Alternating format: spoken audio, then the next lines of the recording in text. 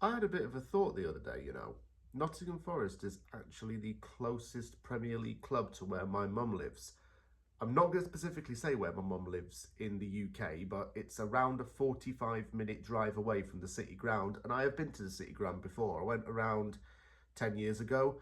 It actually is quite a dream away day for a lot of Premier League fans because, well, Forest is quite an iconic club given its success in the 70s and the 80s, and the City Ground is actually pretty nice as well. Also in very close proximity to Notts County's Meadow Lane. So much so you've probably heard the story of if you kick one ball in one car park, it's going to land in the other and go over the River Trent. Yeah, something like that, but you get what I'm saying, it's that close. But West Ham United's in town this weekend. It's heading up to Nottingham for the game against Nottingham Forest. I'm here to do the preview.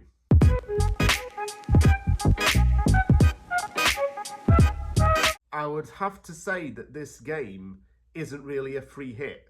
I've had some fans say that this is a bit of a free hit and they care more about the Everton game than this one because they might think Everton's an easier team to beat than Forest, but that shouldn't be how you view it. In my opinion, how you should see this is that West Ham's got an opportunity to build on a 2-1 win over Manchester United. Forest has an opportunity to win 3 Premier League games in a row for the first time since 1999. So both teams have something to really play for. Forest maybe more so because it's having a blinder of a season so far, and West Ham more so to build momentum because that's exactly what West Ham's lacked this season. One team wants to maintain a strong lead position at the start of this season, while West Ham wants to build on something that it already has obtained since last weekend. I was surprised to see the results for myself when it came to Forest. I didn't realise this. They've only lost one game all season, and that was at home to Fulham, a 1-0 loss. Forest has actually won 4 games and drawn 4 and lost once. That, if you ask me, is the reason why it's already fighting for European contention in the early stages of the season. Nuno's done an excellent job right there. I know some Tottenham fans who've said that they were gutted to see him go because he's a nice guy and he really didn't deserve to be shoved out the door that quickly. Well, Spurs' loss, Al Ittihad's gain for the time being, and then Forest's gain. It's taken him a couple of seasons, I think, to stabilise the team and bring in his own kind of players and adapt his own system, but he's finally found something that's starting to work. Draws and wins, it's alternating quite a bit with the form, but they're getting the points every weekend, more or less. Bar one where they lost, of course. Forest is now 7th in the league table with 16 points.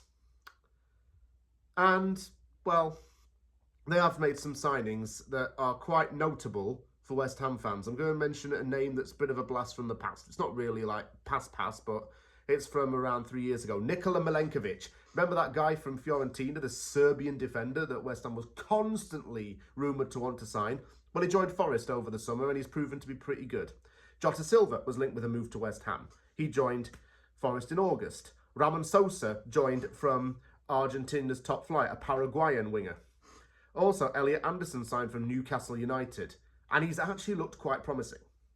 I've heard people say that he's a very natural attacking midfielder, someone who can complement Morgan Gibbs-White, who was, well, injured, by the way, and he won't be playing, but then again, Forest has done really well without him.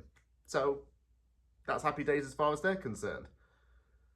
I think that it's good for Forest to finally get this kind of form under the belt because it's certainly good for the fans.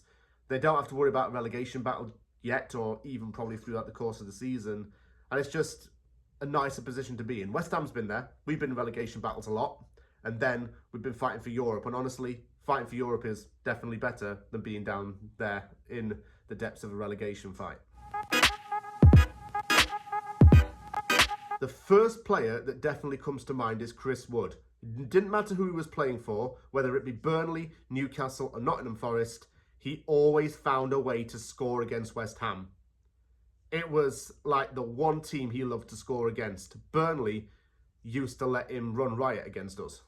And now he's at Forest, he's, well, done pretty well. He's got 7 goals so far this season in all competitions and he's Forest's leading scorer. I know Morgan Gibbs-White isn't playing, so we can't really talk about him. Sangare doesn't look too bad, to be honest with you. Neither does Murillo.